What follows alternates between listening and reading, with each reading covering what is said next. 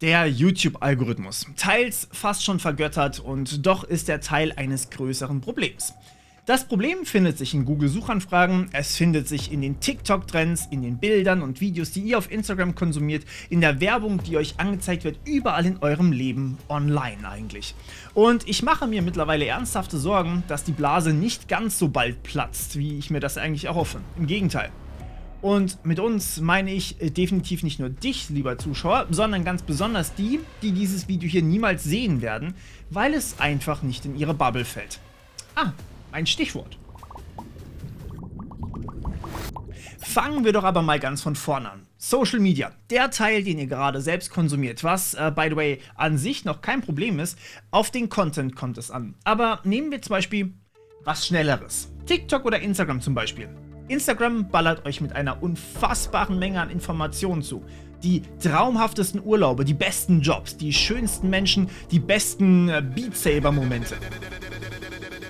Ihr seht von allen Menschen immer nur das Beste. Nicht das harte Training, die Vorbereitung auf das Foto, nicht die Stunden an Recherche, die in meinen Videos zum Beispiel immer stecken. Wir zeigen alle uns nur von unserer besten, lustigsten, technisch begabtesten, cleversten Seite. Wie viele Stunden ich mit dem Lesen von Foren wegen diesem einen dummen Bug in meinem Programm verbracht habe, das schneide ich dann doch immer alles raus, weil diese Stunden als Video sind dann doch nicht so angenehm zu gucken. Und dann kommen sogar noch Filter obendrauf. Filter, die euch schöner machen, sollen zumindest, euch lustiger aussehen lassen oder diesen einen Sonnenuntergang im Pool noch schöner aussehen lassen, als er in Wahrheit sogar war. Allein das führt schon zu krankhaften Abhängigkeiten, denn wir Menschen sind biologisch darauf gepolt, soziale Bestätigung zu brauchen und Status und Anerkennung zu suchen. Das war früher überlebensnotwendig, um einen festen Platz in der Gemeinde zu haben. Doch statt uns mit den 10 Leuten, vielleicht sogar 50 Leuten in unserer näheren Umgebung zu vergleichen, vergleichen wir uns nun mit potenziell allen Menschen da draußen. Diese eine krasse Frau, deren Namen wir nicht mal kennen und die so viel besser programmieren kann als wir. Dieser eine krasse Dude, der einfach einen unfassbaren Bizeps hat, während wir mit unserer Stunde im Fitnessstudio gerade mal nicht zunehmen. Und dann gibt es dann noch diese andere Influencerin, die immer die schönsten Urlaubsbilder postet, während wir uns vielleicht eine Woche in Malle im Jahr leisten können. Und die Bilder von dort bleiben auf dem Smartphone, das in den Eimer gefallen ist. Ups. Aber all diese Erfahrungen der anderen sind nur Highlights aus ihrem Leben. Häufig weder spontan noch ungeplant entstanden. Und genau die wollen wir sehen. Denn genau dieses Hochgefühl wollen wir von Social Media. Und in unserem eigenen Leben fehlt dann dieses High. Wir arbeiten mehr und mehr darauf hin und nutzen immer extremere Mittel dazu. Gerade wenn wir uns das Problem mit Magersucht auf Instagram ansehen, wird das deutlich. Fotos von zu dünnen Menschen werden uns in die Timeline gespült, wenn wir uns dafür interessieren, die wir gar nicht erreichen können, aber auch gar nicht sollten. Und um diese Ideale dann doch zu erreichen, nutzen wir die Tools, die uns Social Media bietet. Wir posten zum Beispiel über unseren neuen Job, auf den wir stolz sind, machen Reels, die nur unsere Schokoladenseite zeigen. Kurz, wir schreiben unser Leben eigentlich so, wie wir von anderen wahrgenommen werden wollen. Und irgendwie gibt uns Social Media auch das Gefühl, dass wir das müssen, denn die anderen sind ja noch viel krasser als wir. Und unser tatsächliches Leben sieht dann oft gar nicht mehr so unfassbar aus. Vor allem im Vergleich zu den zigtausenden, die da draußen ihre besten Momente festhalten und teilen. Das kann einen ja nur erschöpft und traurig zurücklassen. Aber lasst uns speziell nochmal diese Timeline ansehen. Wie kommt denn der Kerl mit dem 40 cm Bizeps in eure Timeline und macht euch so wütend auf euch selbst, weil ihr nicht so diszipliniert trainiert habt? Dazu müssen wir uns kurz mit dem Algorithmus befassen. Ich habe dazu schon ein etwas ausführlicheres Video gemacht und sowohl die technische Seite der KIs als auch meine Sicht als User dieser Plattform darauf ausgewertet. Lasst uns aber dennoch neue Aspekte ansprechen.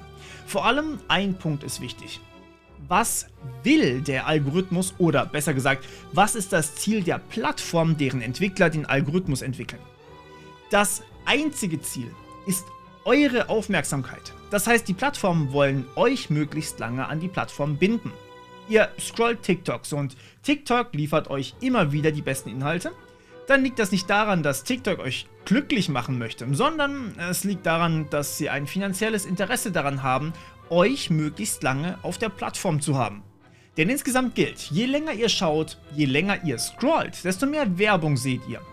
Auch Netflix macht das. Je länger ihr schaut, desto unwahrscheinlicher ist es, dass ihr das Abo nächsten Monat beendet. Und wie macht man das? Indem man dem User genau, aber wirklich exakt das anzeigt, was derjenige sehen will.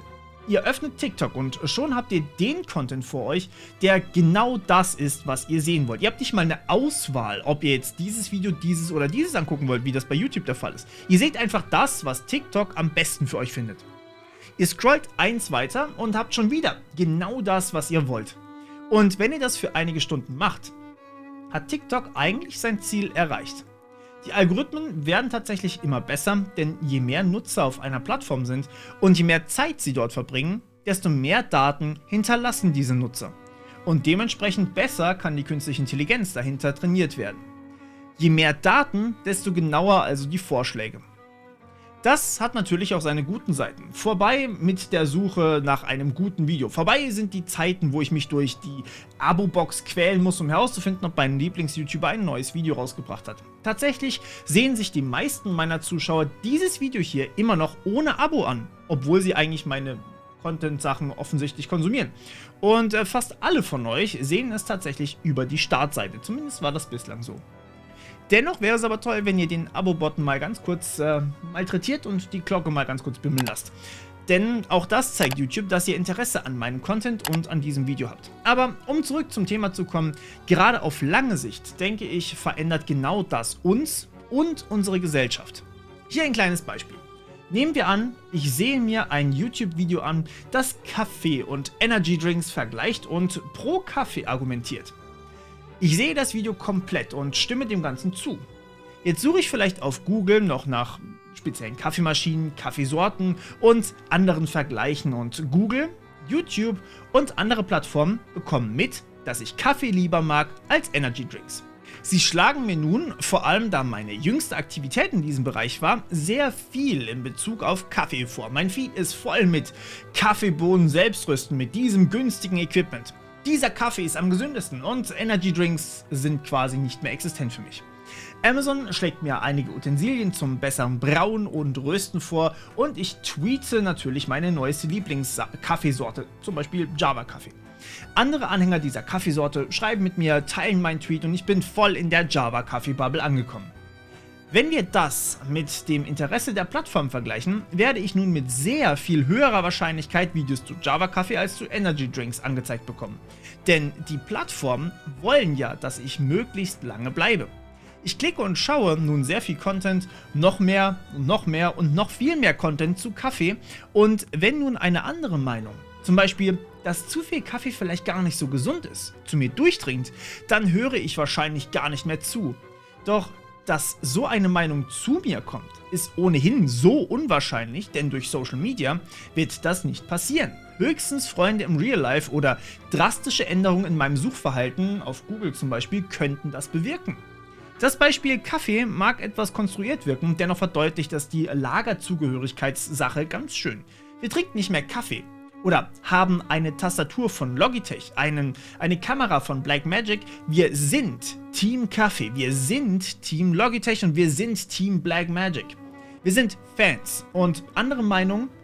Vielen Dank, aber mit euch möchte ich definitiv nichts mehr zu tun haben. Und das wissen die Plattformen. Wir sind online alle in einer Content-Bubble gefangen, die nur den Content anzeigt, der uns gefallen wird. Und alles andere wird rausgefiltert. Daher der Name Filterbubble. Und ja, bei Kaffee und Marken mag das nicht ganz so drastisch wirken. Wenn wir allerdings mal über Themen wie Magersucht, Klimawandel, Abtreibung oder neuere Inhalte wie Covid, Russland oder ein Gasembargo sprechen, dann schiebt uns Social Media wahnsinnig schnell in ein Lager, auch basierend auf dem, was wir davor schon konsumiert haben, und filtert alles, was nicht reinpasst, raus.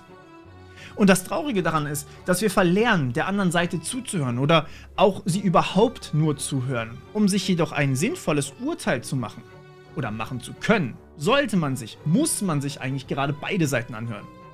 Ich hatte vor kurzem ein sehr tolles Gespräch mit zwei Schulfreunden, wo wir uns einige Stunden wirklich unterhalten haben. Hätte man uns zugehört, wäre der eine von den beiden sehr rechts gewesen politisch und der andere der beiden sehr links gewesen politisch. Der eine vollständig progressiv, der andere vollständig konservativ. Und es war faszinierend, beide Seiten aufeinander klatschen zu hören und mitzudiskutieren. Frische Argumente, die man noch nie gehört hat. Man musste sich seiner eigenen Argumente erstmal vollständig bewusst werden, hinterfragen, was man da eigentlich macht oder warum man überhaupt die Vorstellung hat, die man hat. Egal, auf welcher Seite übrigens. Und weil wir sonst immer nur in unseren doch gar nicht so gemäßigten Filterbubbles unterwegs sind, ist das schon tatsächlich auch anstrengend. Das ist so. Aber man muss offen sein für diese neuen Informationen. Und ja, es ist unfassbar anstrengend, wie gerade gesagt, aber nur so kann man sich ein echtes Bild der Lage machen. Je mehr begründete Meinungen man im Dialog hört, je mehr Informationen man von allen Seiten erlangt, desto besser kann man für sich entscheiden, was das eigene richtig ist. Das hört sich jetzt zwar fast an wie das Fazit, aber das war es nur für dieses eine Kapitel und sollte einen weiteren Teil herleiten, den Dunning-Kruger-Effekt. Der Dunning-Kruger-Effekt bezeichnet eine kognitive Verzerrung mit einer schönen Grafik, leider wenig formell, was mich in meiner mathematischen Seele immer etwas schütteln lässt, aber sei es drum. Er beschreibt es eigentlich trotzdem gut. Es geht darum, wie viel man tatsächlich weiß versus wie selbstsicher man mit seinem Wissen umgeht. Es zeigte sich, dass man, wenn man sich initial mit einem Thema beschäftigt, sehr schnell sehr viel lernt und denkt, man könne alles. Wow, ich kann Wi-Fi hacken, ich bin der größte Hacker aller Zeiten. Das ist der sogenannte Mount Stupid. Kein Witz, heißt echt so. Sollte man sich allerdings weiter mit der Materie beschäftigen, landet man ganz schnell im Tal der Verzweiflung, heißt auch echt so, oder, um es mit Sokrates Worten zu sagen, ich weiß, dass ich nichts weiß. Ab da geht's dann langsam bergauf und echte Experten wissen, dass sie noch immer lange nicht alles wissen, weil das Feld einfach so unfassbar riesig ist und das ist mit jedem Feld so.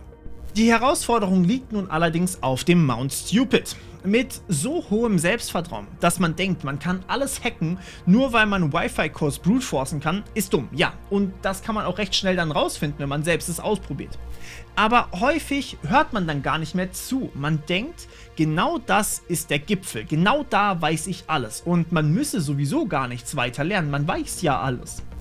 Demnach begibt man sich gar nie in das Tal der Verzweiflung und kann niemals diese endlosen Weiten an noch Unbekannten erreichen. Hört sich vielleicht verrückt an, aber ein Video auf YouTube oder gar ein TikTok-Video kann niemals die volle Wahrheit über ein Thema ausspucken. Einerseits, weil der Ersteller des Videos eine ganz spezielle Sichtweise hat, aber auf der anderen Seite, weil es viel zu kurz ist dazu. Und das Problem ist, wenn ich in der festen Überzeugung gefangen bin, dass zum Beispiel der Klimawandel gar nicht existiert, dann wird das Internet, wird Social Media als allererstes mir niemals diesen Content in meine Timeline spülen, der mir beweist, dass es doch so ist. Oder zumindest nur in so unverhältnismäßig seltenen Abständen, sodass die Menschen, die mir sagen, dass der Klimawandel erlogen ist, deutlich lauter schreien.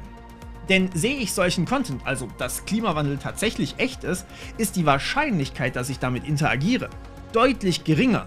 Und die Wahrscheinlichkeit, dass ich mich über die Plattform aufrege, weil sie mir sowas vorschlägt, sehr groß. Sodass ich dann eventuell sogar aufhören könnte zu scrollen und zu konsumieren. Und ja, das ist genau das, was die Plattformen nicht wollen. Die wollen uns ja behalten. Ich kann also ohne Eigeninitiative niemals von diesem ersten Hügel, von diesem Mount Stupid, herabsteigen, um mich mit den Fakten wirklich auseinanderzusetzen, weil ich a. denke, dass ich sowieso schon alles weiß und b. keine Anhaltspunkte habe, an meiner eigenen Meinung zu zweifeln. Wir können uns also nicht nur mit Leuten umgeben, die uns immer bei allem zustimmen, sondern auch Leute von uns fernhalten, die anderer Meinung sind. Treffen wie das ich oben angesprochen habe, wo Menschen dir einfach direkt ins Gesicht sagen, dass deine Meinung total bescheuert ist, weil Grund hier einfügen, die fallen einfach weg online. Nehmen wir dann noch einen weiteren Punkt dazu. Medien betonen negative Events deutlich mehr als positive. Und das ist tatsächlich etwas, was mir auch in den Kommentaren aufgefallen ist und was mir in meiner persönlichen Wahrnehmung auch immer wieder auffällt. Negatives überwiegt Positives bei weitem. Das liegt ganz simpel daran, dass wir negative Dinge deutlich stärker wahrnehmen müssen, einfach historisch betrachtet, als positive. Denn in unserer Vergangenheit haben negative Dinge unser Leben bedroht. wie zum Beispiel irgendein Viech, was uns gerade angreift. Während positive Dinge waren einfach nur schön und nützlich vielleicht. Klar, dass man dann das Negative mehr im Gedächtnis behält, weil das hat einen wirklich großen Impact. Das führte zum Beispiel dann schon dazu, dass Facebook und andere Social-Media-Plattformen Hass und Hetze deutlich, aus Versehen wahrscheinlich, mehr in ihrem Algorithmus gepusht haben als neutrale oder gar schöne Themen. Wir haben also alle ein sehr negatives Weltbild, sehr starke persönliche Meinung mit hohem Selbstvertrauen in uns selbst und umgeben uns online hauptsächlich mit Leuten, die genauso denken wie wir.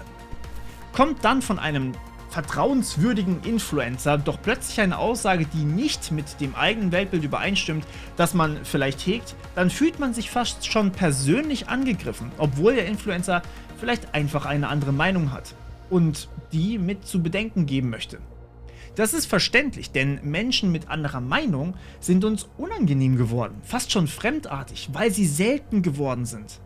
Gleichzeitig sind wir aber unsicher genug in unserem eigenen persönlichen Leben, danke Instagram für die ganzen tollen Sixpacks, die das bewirkt haben, sodass wir einen Drang verspüren, andere genauso runterzumachen, sodass wir dann auf demselben Level mit denen sind.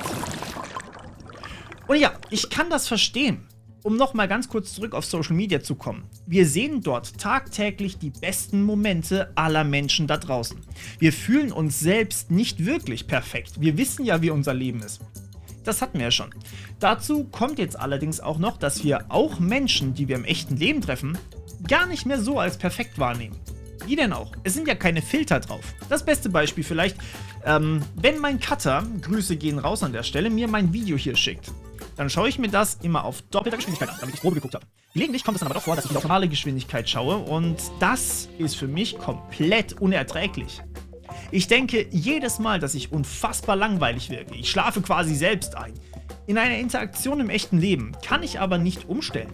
Ich kann nicht mit anderen reden und ihre wichtigen Argumente wie in einem YouTube-Video überspringen, so wie ihr das vielleicht gerade getan habt. Und so distanziere ich mich noch mehr von realen Interaktionen, weil sie langweilig, uninteressant oder einfach dumm wirken. Oder Online-Zocken zum Beispiel. Während dem Studium habe ich mit meinen Freunden immer mehr online gezockt. Wir hatten eine großartige Zeit, das muss man dazu sagen. Wir haben gemeinsam gewonnen, verloren, Pentakills gerissen, wir waren richtig, richtig gut und wir hatten alle Spaß dabei. Jetzt bin ich in die Nähe von diesen Menschen wieder gezogen und tatsächlich zocken wir meist immer noch miteinander online. Wir müssen überhaupt nicht raus, der Bart muss nicht frisiert sein und ich darf auch noch ungeduscht mit denen zocken, was mit ihnen ganz spontan, ohne großes Commitment machen.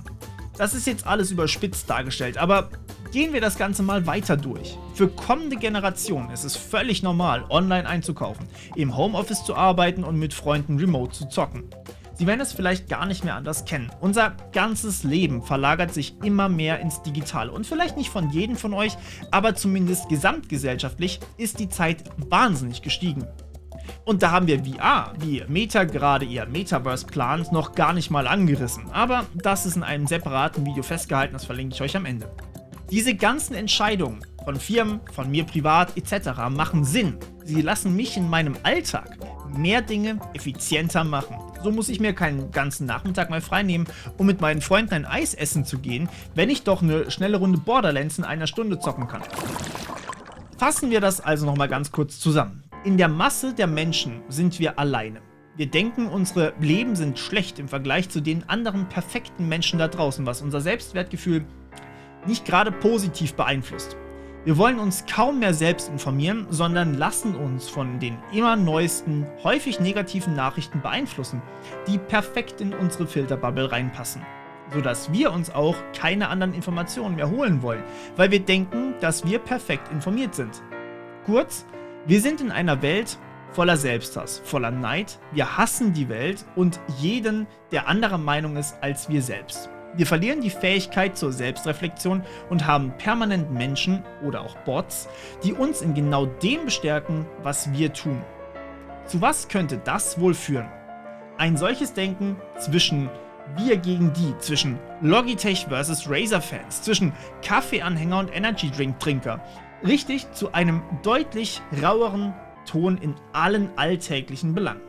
Jeden Tag sieht man auf Twitter, wie irgendwer gegen irgendwen anders hetzt, liest man durch die Kommentarspalten hier auf YouTube, sieht man unfassbar viel Hass und Meinungsunstimmigkeiten. Wir fangen an, Deepfakes teilweise mehr zu glauben als realen Bildern, weil die Deepfakes besser in unser eigenes Weltbild passen. Schon heute sind Deepfakes so schwer von echten Bildern zu unterscheiden, dass man spezielle Software dazu braucht und selbst die macht Fehler. Und von Photoshop habe ich gar nicht angefangen. Und ganz ehrlich, an diesem Punkt ist uns das in unseren Bubbles völlig egal. Es bestätigt uns in den Fakten, die wir als wahr annehmen, also glauben wir dem manipulierten Bild oder Video sehr gerne. Wir landen bei Cancel Culture, bei Internet-Trollen und bei diesem letzten Punkt, weswegen ich ursprünglich mit der Recherche zu diesem Video hier angefangen habe. Das Internet war mal wie der Wilde Westen. Wer es betrat, war in einer Art rechtsfreier Zone, aber irgendwie hat es auch meist geklappt. Mittlerweile sind Kriminelle auch immer mehr digital unterwegs, verkaufen Drogen oder auch Menschen online. Der Hass und die Hetze stellen ein Problem für Influencer wie mich tatsächlich dar und gesamtgesellschaftlich haben wir einen extremen Grad an Unzufriedenheit. So viel Unruhe, so viele Proteste und Aufstände hatten wir vermutlich noch nie. Dagegen will natürlich auch die Politik aktiv werden. Scanner sollen verpflichtend installiert werden auf den Handys und dort nach kinderpornografischen Materialien suchen. Vorerst nach kinderpornografischen Materialien. Das kann sich natürlich dann auch ausweiten, wenn man das möchte.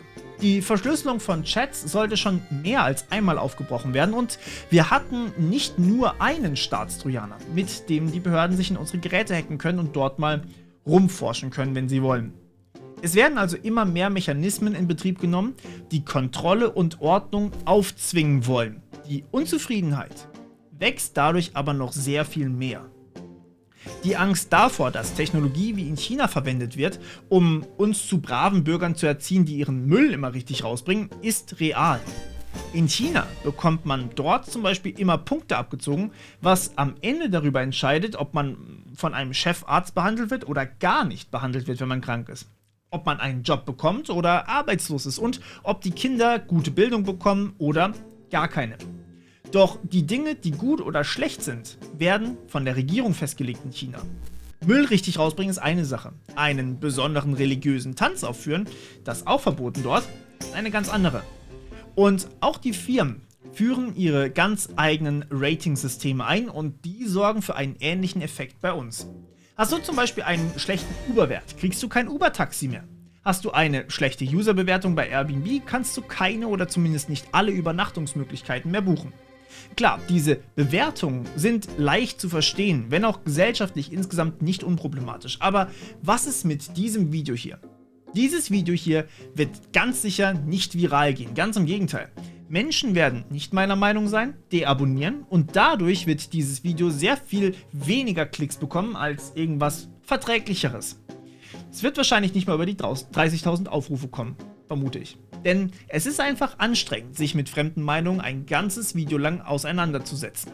In einer gewissen Weise werde ich dadurch und durch die Filterbubbles als Influencer begrenzt und man hat mir einen gewissen Wert zugewiesen.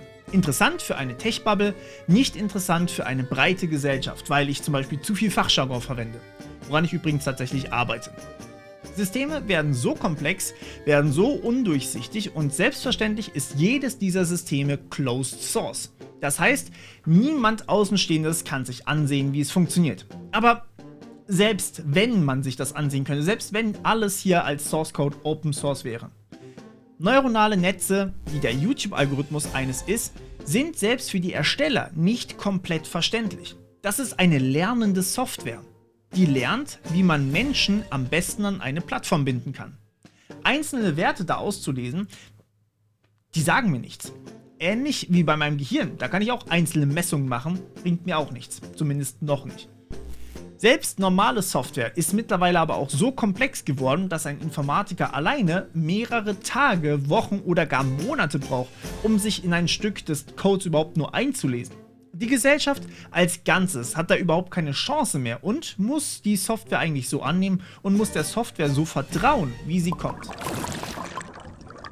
Technologie ist wie ein Messer. Ich kann es nutzen, um effizient mein Gemüse zu schneiden oder ich kann es nutzen, um furchtbare Verbrechen zu begehen.